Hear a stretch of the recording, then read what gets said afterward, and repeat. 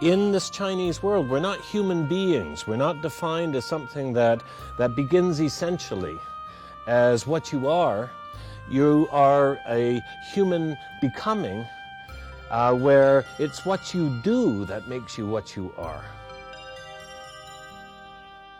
Professor Roger T. Ames is recognized internationally as a distinguished leader of the comparative philosophy movement, and his work is a major reason why the University of Hawaii has become the acknowledged world center for comparative philosophy. His name has become synonymous with research in Chinese philosophy, both in China and the West. Professor Ames's more than 30 monograph-length publications fall into three main categories: interpretive studies of Chinese philosophy, translations of the Chinese philosophical classics, and edited volumes of the most recent research in Chinese philosophy and culture.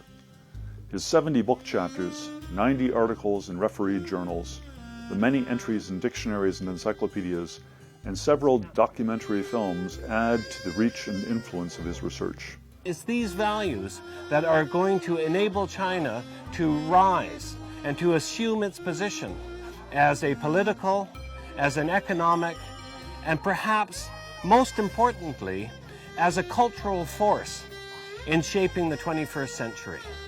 Ames's most recent publication, Confucian Role Ethics, a Vocabulary, is based upon his set of 2008 Zhenmu lectures at the Chinese University of Hong Kong, and attempts to define Confucian role ethics as a sui generis vision of the moral life. In his research and teaching, he has also done much to promote a conversation between American pragmatism and Confucianism. He co-edits a series with Peking University Press of translations of works on John Dewey. Professor Ames's translations of Chinese classics are for the most part based upon the recently recovered archaeological finds that have prompted a re-evaluation of the formative period of Chinese philosophy and culture.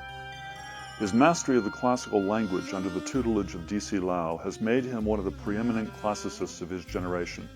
The popularity of the Zunzi as the definitive translation of this canonical text was the stated reason for the honorary doctorate that he received from the University of British Columbia. He has been a Fulbright professor at Peking University and at Wuhan University, and the distinguished Yudong Sen professor at Chinese University of Hong Kong. Professor Ames has been an advisor to the new Confucian Academy at the birthplace of Confucius from its inauguration, and for the past 3 summers has conducted month-long institutes for both foreign and Chinese professors. In America, Professor Ames has for a quarter of a century been the co-director of the Asian Studies Development Program. This program has changed American higher education in promoting literacy on Chinese philosophy and culture. In addition to his own research product, Professor Ames has served for the past 25 years as the editor of Philosophy East and West, one of the University of Hawaii's oldest and most prestigious journals, now in its 62nd year of publication. He is also the founding editor of China Review International. Professor Ames is also the editor of a book series with State University of New York Press entitled Chinese Philosophy and Culture. And 30 years later, this series has over 130 titles. After his lifetime of commitment to cross-cultural education, there are perhaps 3 distinguishing characteristics of Professor Ames's legacy. I think we could think about this in terms of the past, the present, and the future. With respect to the past, I have made an effort to translate, to interpret this tradition to an international community that allows it to speak on its own terms. That I've tried to get past the fact that it was introduced into the Western Academy through Western religious categories and tried to restore it to its own original ground.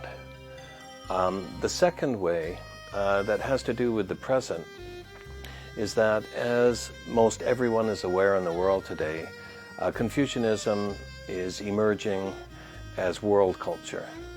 That we have moved past the idea that Confucianism belongs to Shandong, to China, to East Asia, and we have become increasingly aware that this is an important resource for the reconfiguration of world culture broadly. And thirdly, the vocabulary of classical Confucianism and of classical American pragmatism has a great deal of resonance. that there are values that are shared between these two traditions. And so I've made an effort to promote a dialogue between Confucianism and American pragmatism that produces a vocabulary that can serve us as common ground in renegotiating the relationship, probably the most important relationship in the second decade of the 21st century, and that is the relationship between China and the United States.